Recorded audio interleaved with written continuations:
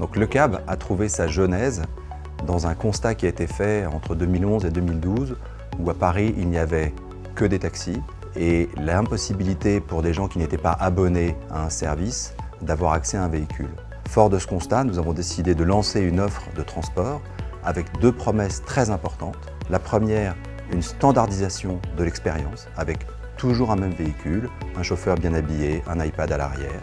Et la deuxième promesse que nous avions, c'était d'avoir une véritable transparence sur le prix. Et donc, à toute heure du jour et de la nuit, le prix serait toujours le même. Pour un acteur comme le CAB, la problématique du paiement est d'offrir la possibilité de réserver avec la meilleure fluidité possible. Et dans ce but, nous travaillons en permanence pour minimiser les étapes entre le premier clic pour lancer la réservation et le dernier pour finaliser le paiement. Une des raisons pour lesquelles on est heureux aujourd'hui de travailler avec Adyen, c'est tout d'abord parce que technologiquement, c'est une solution qui est très avancée. On est parti sur un choix initial, on a décidé d'évoluer, ils nous accompagnent dans cette évolution et ça c'est extrêmement précieux parce que finalement, le taux de conversion, c'est la clé. Si vous n'arrivez pas à convertir, vous pouvez amener des gens sur votre application. Si vous ne convertissez pas au paiement, vous ne faites pas de business.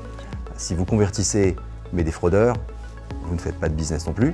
Donc il est très important de pouvoir être agile. Et donc Adyen est agile et nous permet de l'être. Et ça c'est important pour nous.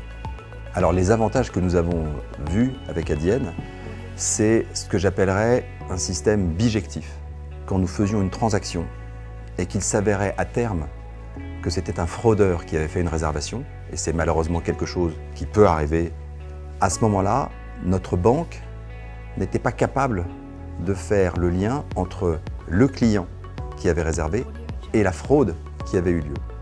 Et ce qu'apporte Adyen justement, c'est cette bijectivité, puisqu'il se place au cœur du système, et Adyen processe la réservation, et quand il y a ce que l'on appelle un chargeback, Adyen est au courant, puisque c'est lui qui a processé, et comme il est au courant, il dit « Ah, ce client-là, c'est un fraudeur ».